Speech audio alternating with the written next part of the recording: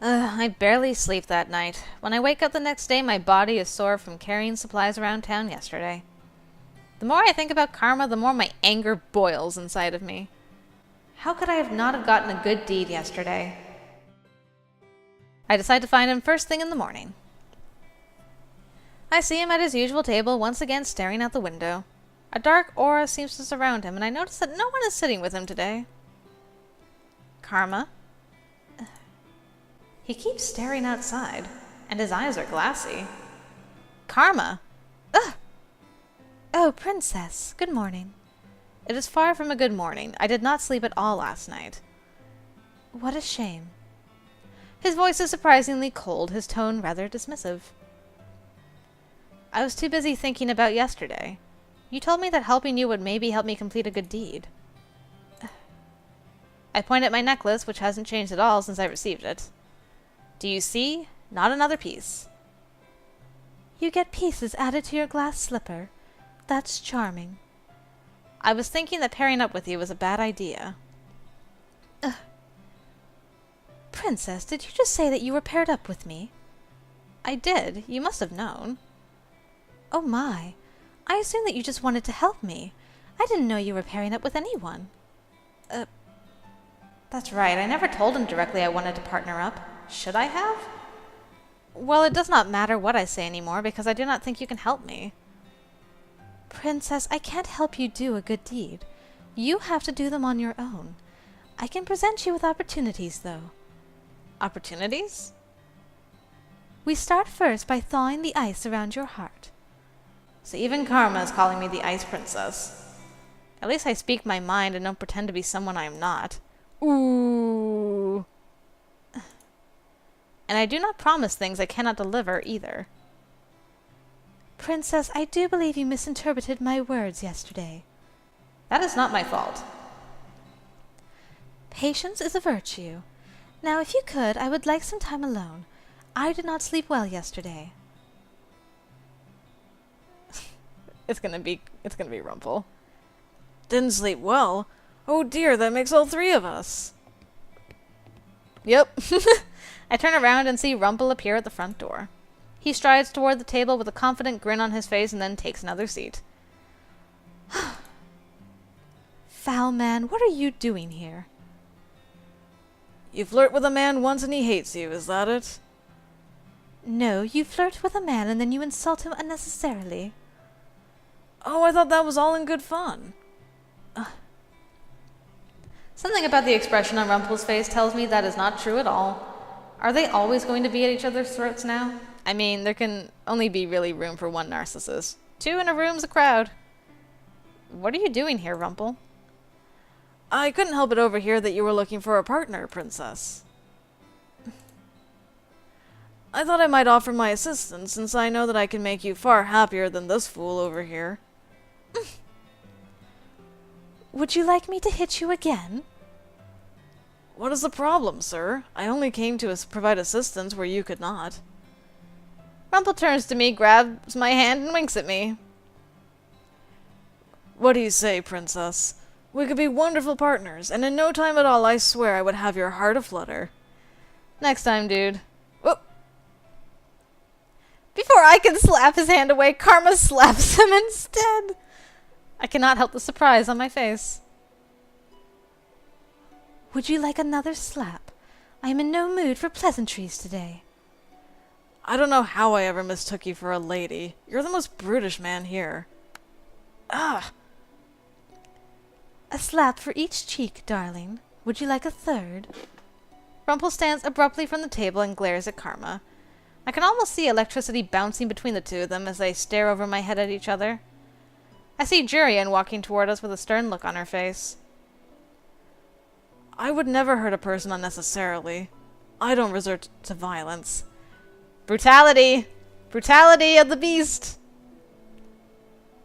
My, then that gives me all the openings I need. Karma? No, I'm not gonna slap Rumpel. Look, you gotta deal with that beastliness in you, lady boy. Good grief. I'm standing up for him. No matter how annoying Rumpel is, I don't think he deserves to be abused so much. Besides, Karma does not usually lash out like this. I moved to stand in front of Rumpel. Princess? This is pathetic, Karma. I know you're not in the mood for pleasantries, but that is no excuse to hurt Rumpel. Princess, please move. You are acting like a petulant child. And you should learn to control your temper. Fine, you're right. I wasn't expecting him to so easily admit to a mistake. I turned to Rumpel.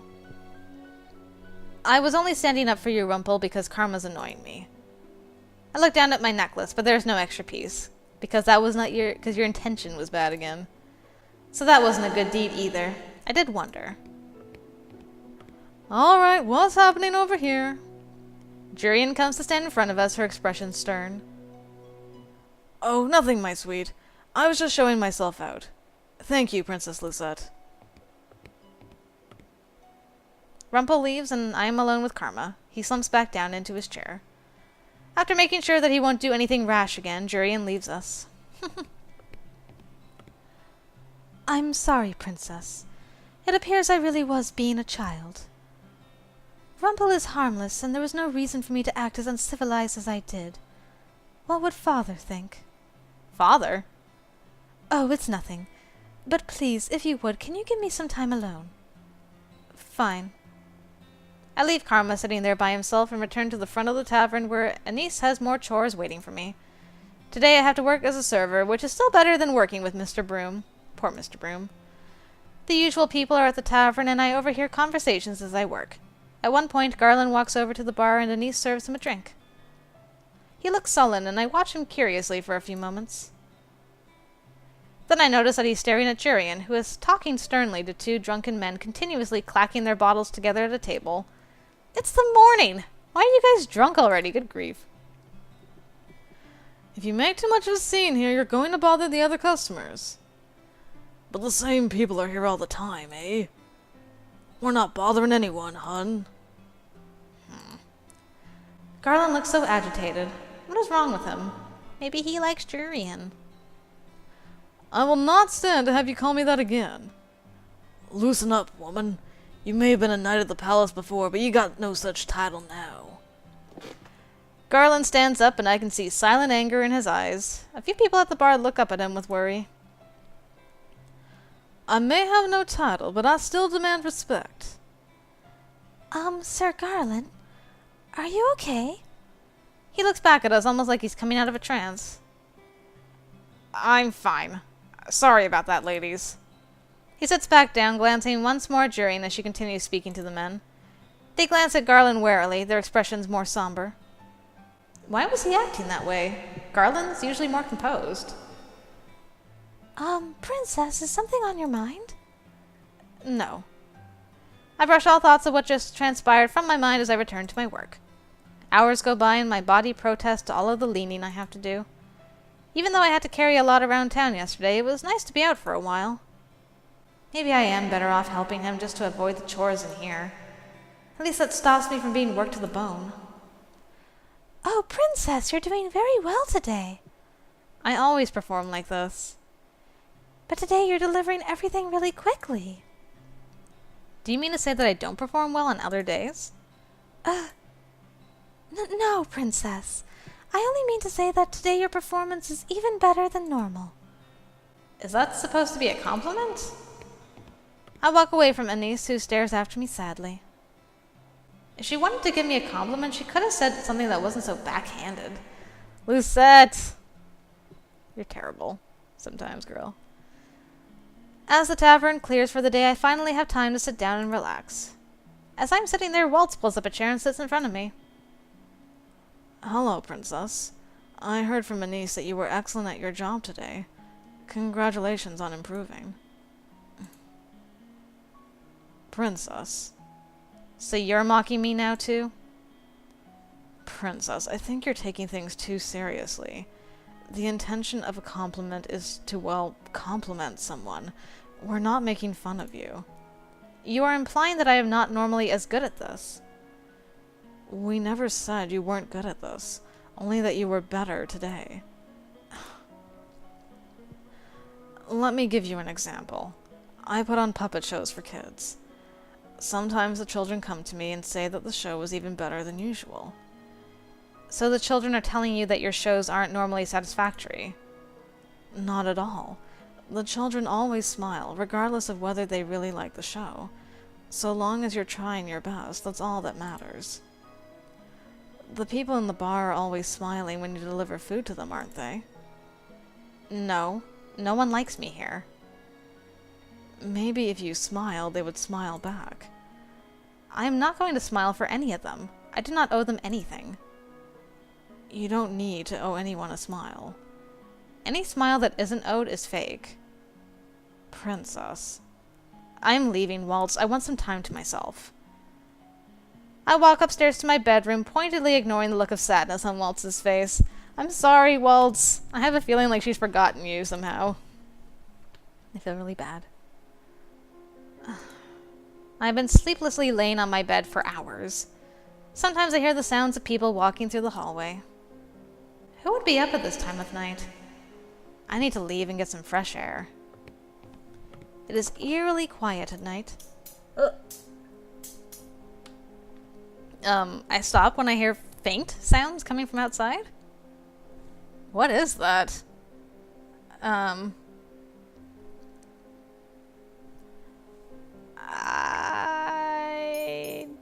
have a bad feeling. Can't we just look out the window? Please? On second thought, maybe it would be dangerous. I turn and see Delora looking at me with amusement flickering in her eyes. Did you come down to visit Mr. Broom or something? I didn't know you two had gotten so close. We haven't. It was a joke, Princess. You really don't have a sense of humor, do you? I think it is you who does not have the sense of humor. Snappy as a crocodile, as always. So what are you doing down here? Couldn't sleep. Me too. I heard some sounds. I just wanted to see where they were coming from. Sounds? Are you really spooked by some sound from the forest? Or are you just too curious for your own good? Curiosity killed the cat, you know.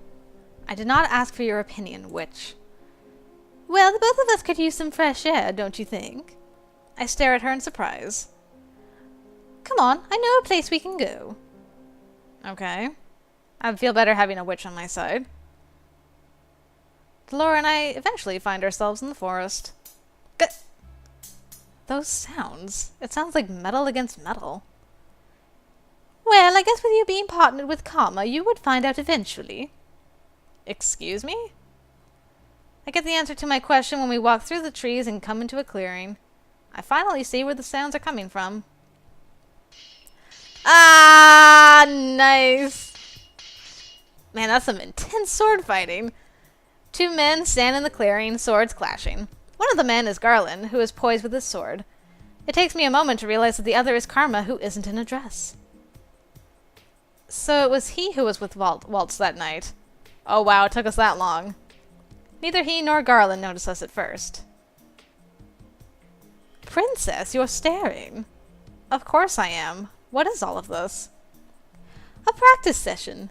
Karma's a very talented swordsman, and he practices at night with either Jurian or Garland, depending on who's not on patrol. Karma can use a sword that well? The king told me once that only knights could have such skill. Just who is Karma?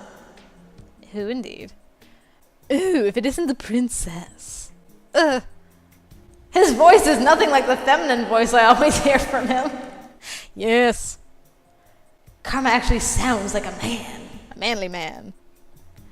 I notice him looking at me in between his strikes with a little smile. How does he remain so composed and steady with a distraction? Princess?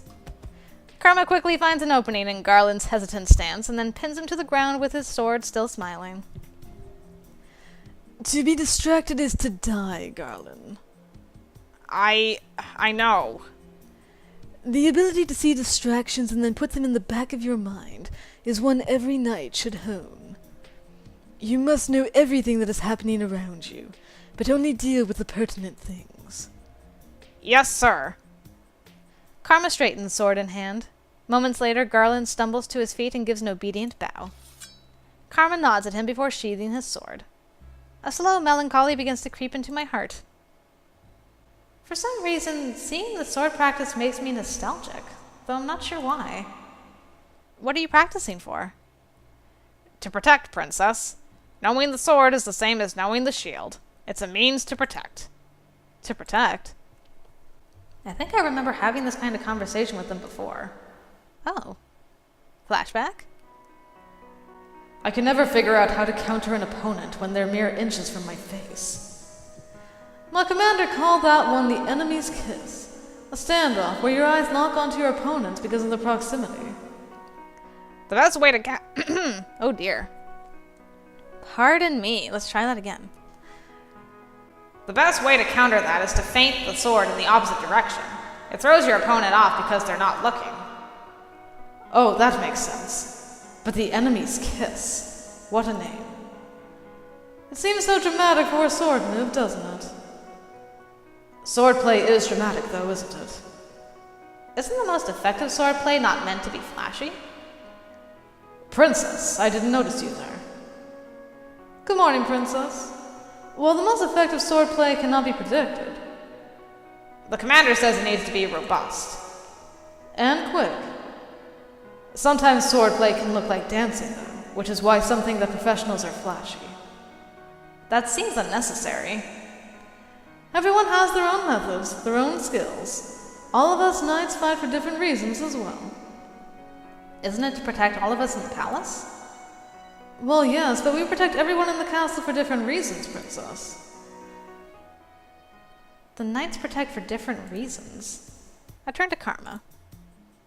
But Karma, you are not a knight. No, I am most definitely not.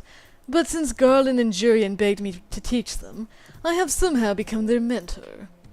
There is no way Garland and Jurian would do that. After all, the both of them were the best knights in Angielle before they were stripped of their titles. Karma actually speaks the truth. Jurian and I really did have to get down on our knees and beg for him to instruct us.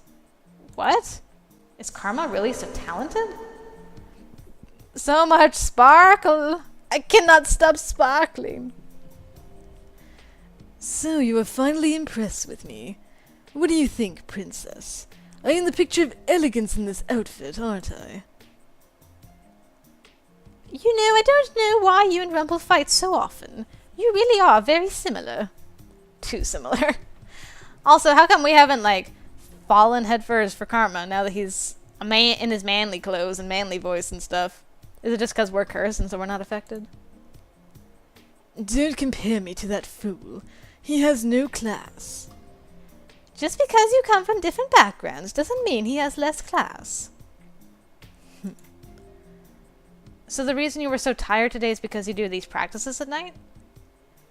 Ho ho, I suppose I've been caught red-handed. Why does this have to be a secret? Does it have to do with Karma's curse? But he is not in his disguise now. We could have been working on breaking our curses today. But no, you decided that staying up late into the night and practicing was more important. That was probably why you were grumpy this morning. Well, our protection is vital, don't you think? Garland, you are at the palace. How is it that Karma possesses more skill with the sword than you? Princess! Karma is special, Princess. He's more talented with the sword than a lot of other people. And I do pride myself on being a splendid instructor. But never fear, Princess. I will help you dispel your curse. After all, you did just suggest that we were still partners. Can he really help me with my curse? But how will he do that by just presenting opportunities? We'll try again tomorrow, darling. But for now, Garland and I have some more work to do. This time, Garland, do not lose focus. Yes, sir. The sound of swords carries through the night air, and for a long while I stand with Delora watching the two men fight. Karma chides Garland off and telling him that his concentration is waning. Karma's a good swordsman, perhaps even better than the palace knights.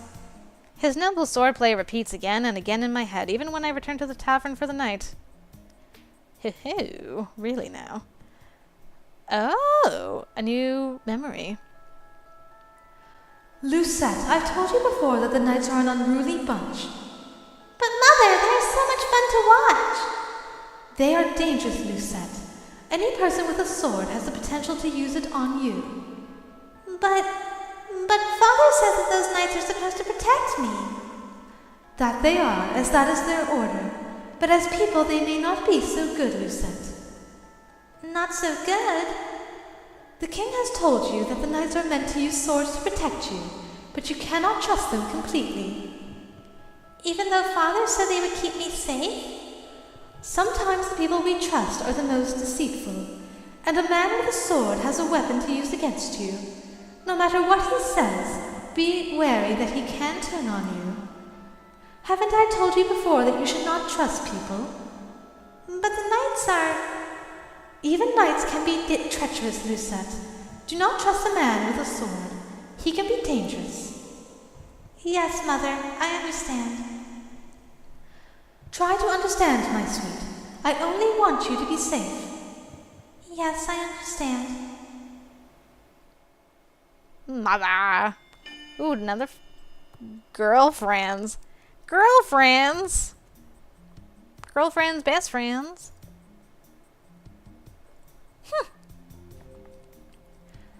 Jurian, if you don't come at me like you truly mean to stab me, you'll never land a hit.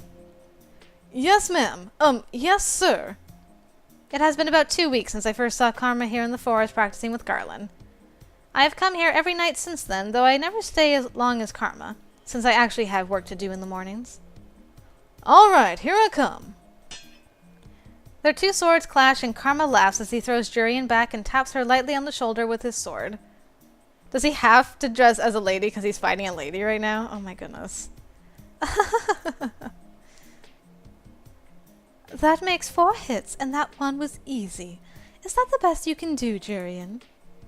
I notice that every time Karma practices with Jurian, he's in his Miss Karma disguise. He says it is because of the curse and because he does not want Jurian to fall in love with him. Isn't he being overdramatic? I doubt someone like Jurian could fall in love with Karma. Be subtle and quiet. Garland tells me that you're usually good at that. I am, sir. Then why the exception today? Sir... Darling, it wouldn't happen to be because of the way I'm dressed, would it? Are you still not used to it? Hit the nail on the head, have I? It is not very chivalrous to hurt a lady, of course, but that logic applies to men as well. An enemy is an enemy, Jurian, even if your enemy is a delicate flower like myself. Delicate flower. Jurian, you should hit him on the head for that. But Princess... He is not delicate at all. I scowled at Jurian. Is she laughing at me? You and Karma seem to get along. I doubt it. Oh, Princess, you wound me. You always say that. You wound me where Jurian's blade cannot. Something flashes in Jurian's eyes as she readies her sword again. Karma stands ready as Jurian rushes at him with her sword. Their swords clash again. I wonder... Karma, your back's open. Ugh. Karma turns. Jurian taps him on the shoulder and laughs aloud. I did it! A single hit! It looks like you have a weakness too, Karma. No, it wasn't a weakness. It was the lack of sleep catching up with me. Why did he listen to me? He told Garland the other day that it was crucial to only listen and watch the most important things. All right, practice is over for now. I can see Garland coming for his practice. Karma walks to a corner to have a drink. I should probably head back to the tavern soon, but there is something I want to see first. On her way out, Jurian gives a solemn nod to Garland. She pauses to say something to him and then looks at me, noticing my vague curiosity. I was just mentioning what a good swordsman Karma is. I have seen him fight, and Karma is a good swordsman. There's no doubt about it. Yet is practicing with him really so special? He is fast on his feet and quick with his reactions. He's an excellent person to train under. Even better than most of the commanders in the palace. I can second that. Even better than Ross. Remember him? The first commander we trained under. The one that punished slow learning with extra exercises. You always had to do more exercises than I did. Something about you being distracted? Aw, he's blushing. I was watching the way you swung your sword to make sure you didn't hurt yourself. You've always been overprotective. Well, I ship them. They both suddenly stop to look at Karma, who is smiling slyly on the side. Why does he have that look on his face? Well, that's a sign. We can't keep the commander waiting. Garland shakes his head, his expression snapping back into something more serious. Right. The two exchange quick farewells before Jurian waves and steps out of the clearing, leaving Garland with Karma. You're in a dress today. Are you two really so opposed to hurting me when I'm in a dress? Or are you worried about ruining it? No. It's just so strange. You move so well, even in a long dress. But yes, Jurian did mention almost stepping on it once. Impossible. I am the picture of elegance. Of course, sir. Karma shrugs Garland's comment off. The two ready their swords, then get right into practice. Jurian has taken over Garland's patrol now, so that Garland can get in some practice time. So, Garland, have you told Jurian yet? No. The conversation that Karma always has with Garland is the real reason I stay behind to watch them practice. Oh, Lucette, you all about that gossip. I don't understand why Garland answers Karma's question if doing so makes him so depressed. Will you ever say anything to her, Garland?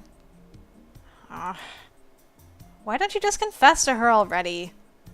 Karma lands an easy hit on Garland, who sighs in response. Whenever Garland thinks about Jurian, he gets distracted. I do not understand his feelings at all, but seeing him remain quite quiet frustrates me. Jurian is talented and poised. I could never be good enough for her. You'll never win a woman's heart if you don't compliment her looks as well, Garland. Well, she's pretty, too. Beautiful. And then there's me. Aren't they both knights? Haven't they been training together for a long time?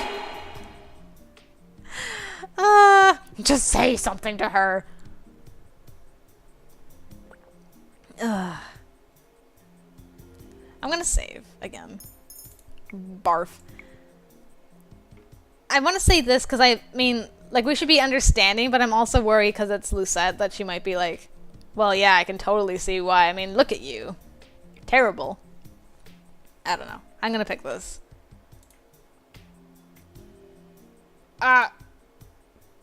Because she's better than me. No, because if you told her and she refused, then it would be difficult afterwards. Okay, good. Lucette, I'm proud of you. You understand, Princess. Of course I understand. I'm not stupid. No, I didn't mean it like that. Don't take offense, Garland. That's just the way she talks. The princess is a fragile flower with her petals always curved inward. What does that even mean? See, if I were Jurian, she'd probably know, but I'm just as confused as you are. I don't think so. I don't think anyone understands half of the fluff Karma speaks. It's because I weave love and dedication into every single one of my words. There's a beauty in deciphering them. But enough idle chatter, sir. Let us continue our training.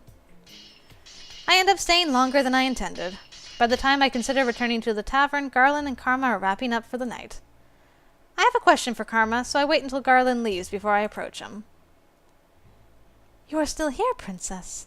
Were you seeking out alone time with me by chance? I have enough of that every day when we run errands. I just have a question for you. You always come to the right person. What can I do for you, Princess Lucette? You ask Garland the same question every time you train, and he always tells you that he cannot confess. Karma nods in acknowledgement, but his attention is on his sword. He inspects it carefully before sheathing it. It frustrates me. You're frustrated. That look of his always annoys me. Oh my. It is annoying. Did you want to ask me why he won't confess because you're so frustrated? Yes. I suppose after almost 2 months I do know you a bit better. You do not know anything about me. And I do not know anything about Karma either. Confessing isn't easy, dear Lucette. Surely you must realize that the possibility of rejection is a significant deterrent. But if you never ask, you never get an answer, and the stress of worrying stays with you and ruins everything. Why are you staring at me? Is that the reason you're so blunt, Princess? Blunt? You are far more blunt than I am. Princess Lucette, you truly are amusing. You're as sharp as a knight's blade. I am not amusing. That is a matter of opinion, darling. He really is insufferable. And yet I still come to him for advice. The scariest part of a confession is the possibility of rejection. Can you imagine loving someone and then finding out that they don't feel the same way about you? My thoughts shift to the king. My chest tightens. Princess Lucette? Karma reaches out a hand to brush a strand of hair out of my face. I slap it away without realizing. He pulls his hand back with a gentle sigh. My apologies, Princess. No, I cannot imagine. No. Loving someone and finding out they do not feel the same way? I always knew my father never loved me. My understanding is different from what Karma is referring to. Besides, I no longer hold any love in my heart for the king. I've already given up hope on him. Right? Ah, Lucette! It is a good thing you haven't experienced a rejected love, Princess. It is one of the worst feelings. Karma asked to be alone, so I returned to the tavern by myself that night. Karma, do you know the feels? Karma, do you know the feels? Oh no.